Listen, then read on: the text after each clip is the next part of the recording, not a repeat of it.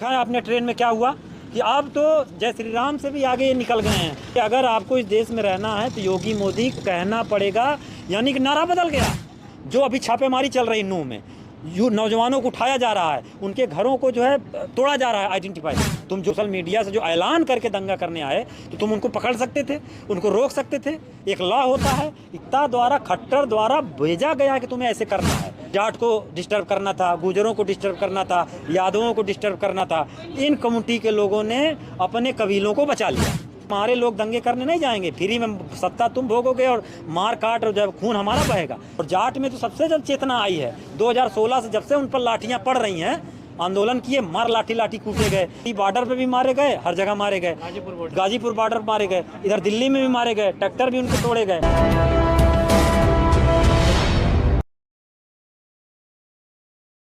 नहीं, ये कोई राजनीतिक कार्यक्रम नहीं है, ये सामाजिक सौहार्द का कार्यक्रम है, ये बंधुता का मैसेज है, ये कैंपेन है। कैसे जाति और मजहब और आइडेंटिटी को आधार बना करके जिस तरीके से लिंचिंग हो रही है, जिस तरीके से हत्याएं हो रही हैं, कत्लेआम हो रहा है। देखा है आपने ट्रेन में क्या हुआ कि अब तो जय श्री राम से भी आगे ये निकल गए हैं कि अगर आपको इस देश में रहना है तो योगी मोदी को कहना पड़ेगा।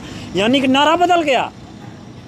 नारा क्या बदल गया? जय श्री राम के नारे से नारा आ गया योगी मोदी। लेकिन वायलेंस को रोकेंगे कैसे जब आप किसी को समर्थन नहीं करेंगे? देखिए, मामला क्या है कि वायलेंस कैसे हो रहा है, ये इतना बिना डरे, बिना भय के क्यों घूम रहे हैं, ये सबसे बड़ा सवाल है। और डर भय किसी भी के अंदर नहीं है तो इसका मतलब उसको समर्थन मिल रहा है। समर्थन किसका मिल रहा है? प्रशासन की मिल रहा है। प्रशासन कहाँ मिल रहा है? वायलेंस कहाँ हो रहा है? उत्तर प्रदेश में। वायलेंस की कोशिश कहाँ हो रही है? हरियाणा में। सरकार किसकी है? बीजेपी की। उत्तर प्रदेश में सरकार किसकी है? बीजेपी में। मणिपुर में सरकार किसकी है? बीजेपी की है। तो जहाँ सत्ता चाह लेगी वहीं जो है वायलेंस होता है, जहाँ सत्ता चाह लेगी वहीं दंगा होता है। नहीं तो जो अभी छापेमारी चल रही नूह में, नौजवानों को उठाया जा रहा है, उनके घरों को जो है तोड़ा जा रहा है आइडेंटिफाई। तुम जो खुलेआम फेसबुक सोशल मीडिया से जो ऐलान करके दंगा करने आए तो तुम उनको पकड़ सकते थे, उनको रोक सकते थे।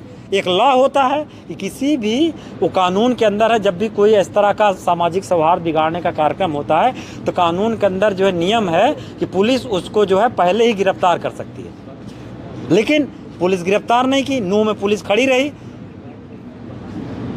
तो इस तरह ये लेकिन सर, आप लगातार मैं देख रहा हूँ आप जोर दे रहे हैं कि बहुजन समाज पार्टी को भी जो गठबंधन बनाना है अलायंस, उसमें जोड़ा जाए।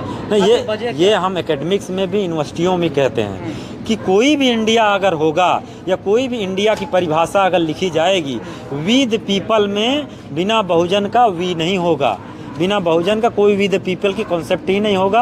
बिना बहुजन के कोई आइडिया ऑफ इंडिया रन ही नहीं कर सकता। समस्या क्या है कि पिछले 70 सालों में, 76 सालों में क्या हुआ है कि बिना बहुजन के इंडिया की संकल्पना को जो है संस्थानों के अंदर रोपा गया है। बहुजन है ना, उसमें अखिलेश यादव है, आरजेडी है, जेडीयू है। देखिए, ये कोशिश है, मैं कह रहा हूँ कि कोशिश है, ये कोशिश साकार ले रही है, लेकिन अभी पूरी तरीके से नहीं हुए। इसमें और भी जो बिखरे हुई ताकतें हैं, और भी जो वंचित ताकतें हैं, वो सबको इकट्ठा कर लेना है। सारी एनर्जी को इकट्ठा करके कोशिश, मैं कह रहा हूँ कि हमारी कोशिश है कि कैसे बहन जी को इंडिया, मैं इसलिए कह रहा हूँ कि बहन जी आज भी राष्ट्रीय स्तर पर एक प्रतीक है, राष्ट्रीय स्तर पर एक आवाज़ है दलितों के। बिना बहन जी का, बिना दलित की आवाज़ का कोई भी आइडिया इंडिया का अलायंस हम उसको मुकम्मल नहीं मानते। जितने बहुजन संगठन है, जितने पार्टी हैं, चाहे भीम आर्मी हो, चाहे भीम आर्मी हो, चाहे चंद्रशेखर हो, चाहे मायावती हो, असदुद्दीन ओवैसी हो, इन सबको इंडिया गठबंधन से बाहर किया गया है। तो कैसे सरकार? देखिए, बाहर नहीं किया गया। मैं कह रहा हूँ कि ये जितने लोग आए हैं, पटना मीटिंग हुई, लालू जी की जो है बढ़त हुई, लालू जी ने और जो है कांग्रेस की तरफ से सोनिया जी ने पहल किया, नीतीश जी ने पहल किया कि इस तरह की एक संकल्पना होनी चाहिए, इस तरह की अवधारणा बननी चाहिए। उस अवधारणा पे काम चल रहा है। उसकी एक मीटिंग हुई है, उस मीटिंग में इंडिया अलायंस जैसा एक स्वरूप निकल कर आया। सवाल उठते रहे कि कांग्रेस को बड़ा दिल दिखाना चाहिए, लेकिन कांग्रेस में नजर नहीं आती है, बड़ा दिल नहीं दिखा पाती है। अब दिल तो देखिए क्या है, मामला क्या है, दिल का मामला नहीं है, ये मामला विचार का है। उसके विचार में, जैसे हमारे विचार जो है इंक्लूसिव है, समावेशी है, तो उस समावेशी में जितने मार्जिनलाइज वॉइस हैं सब आएंगे। माइनॉरिटी की वॉइस हो, दलित की वॉइस हो, आदिवासी की वॉइस हो, ट्रांसजेंडर की वॉइस हो, महिला की वॉइस हो, हम सबको जितनी भी हाशिए का समाज है, जिनकी कभी सदियों से सुना नहीं गया जिनकी आवाज़ों को, उन सारी आवाज़ों को इकट्ठा करने को, तो ये हमारा आइडिया ऑफ इंडिया है, जिसमें सबका भारत हो, एक भारत हो, सब मजहब का और सब जातियों का मिलजुल कर भारत हो।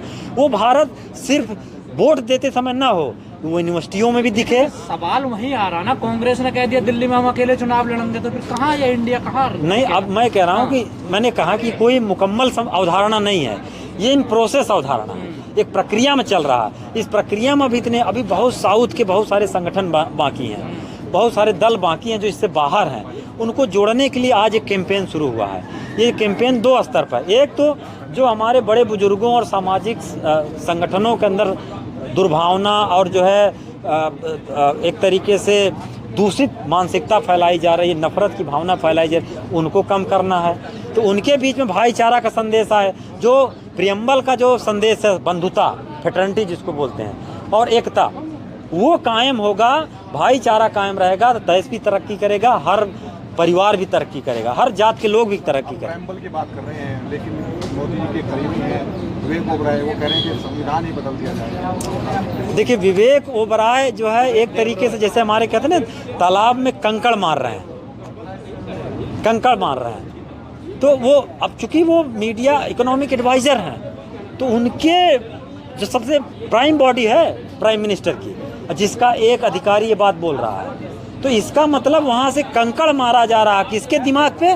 बहुजनों के दिमाग। करंट है कि नहीं, सोया हुआ कितने दिन से है, जगे कि नहीं है, देखो सोया है तो बड़ा पत्थर मारो, ख़त्म कर दो। दूसरा चीज़ मैं कह रहा हूँ, प्रियम्बल छोड़िए, संविधान बदलने की बात है, भारत के कॉन्स्टिट्यूशन के अंदर अमेंडमेंट का प्रोविज़न है, उस अमेंडमेंट के प्रोविज़न के अंदर ही राज्यसभा में बिल पेश किया जा रहा है। अगर मैं कह रहा हूँ कि बेसिक स्ट्रक्चर को छोड़ करके, केशवानंद भारती केस के बाद जो है बेसिक स्ट्रक्चर को छोड़ करके संसद चाहे तो किसी भी संविधान के किसी भी पार्ट को अमेंड कर सकती है।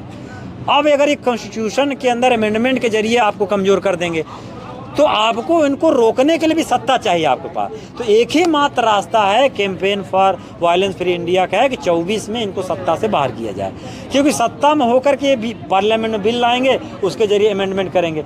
कॉन्स्टिट्यूशन क्या है? कॉन्स्टिट्यूशन में एक प्रोविज़न है जो है अमेंडमेंट का, उसके जरिए कर देंगे।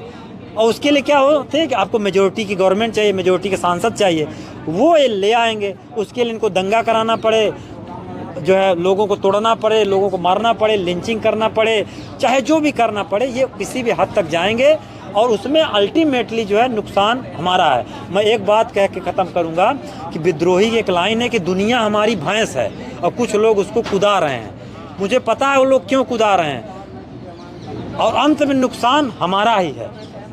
तो कहने का मतलब ये है कि जितनी भी बहुजन सौहार्द को, सामाजिक सौहार्द को जो लोग भी तोड़ने फोड़ने की कोशिश कर रहे हैं, अल्टीमेटली उनका कुछ नहीं, उनसे तो वोट दुहेंगे, नुकसान तो हमारा है। हमारा रोजी रोटी, हमारा धंधा, हमारी आइडेंटिटी के नाम पर जो है काम नहीं मिलेगा। जैसे बहुत सारे दिनों तक तो दलितों को काम नहीं मिलता था ना। मेवात में देखा गया कि जो दंगाई जिन मकानों को गिरा नहीं पाए, सरकार ने उन्हें गिरा दिया। अब ये जो टारगेट कर रही है, अब ये टारगेटिंग का जो काम पुलिस जो अपने जिम्मे ली है, ये काम तो उसको भी ले सकते थे ना कि कौन लोग दंगा करने आए थे, और समय रहते कर लेते, समय रहते। इसलिए इन्हें सत्ता द्वारा, खट्टर द्वारा भेजा गया कि तुम्हें ऐसे करना है। पुलिस क्या है या थाना पुलिस प्रशासन क्या है? जो सरकार चाहती है, सरकार की मंशा को इम्प्लीमेंटेटिंग ऑर्गेनाइजेशन है प्रशासनिक, तो वो उसको इम्प्लीमेंट कर रहे हैं। अब दंगा हो गया, उसमें यह है कि जो इनको करना था कि जाट को डिस्टर्ब करना था, गुजरों को डिस्टर्ब करना था, यादवों को डिस्टर्ब करना था, इन कम्युनिटी के लोगों ने अपने कबीलों को बचा लिया। अपने कबूलों कहा कि हमारे लोग दंगे करने नहीं जाएंगे, फ्री में सत्ता तुम भोगोगे और मार काट और जब खून हमारा बहेगा। इन्होंने अपने आप को विड्रा कर लिया। तब ये जो है समझ गए कि तो बैकवर्ड जाट वोट में तो चेतना आ रही है, और जाट में तो सबसे जल्द चेतना आई है 2016 से, जब से उन पर लाठियाँ पड़ रही हैं, आंदोलन किए, मार लाठी कूटे गए। इधर मुजफ्फरनगर में भी मारे गए, टिकरी बॉर्डर पे भी मारे गए, हर जगह मारे गए, गाजीपुर बॉर्डर पर मारे गए, इधर दिल्ली में भी मारे गए, ट्रैक्टर भी उनके तोड़े गए। तो उनको तो समझ में आ गया है। कुछ उसमें से जो दलाल टाइप के लोग हैं जो भाजपा में हैं, उनको नहीं समझ में है, उनके जाट समाज के नेता उनको ठीक करेंगे, उसकी जिम्मेदारी हमारी नहीं है।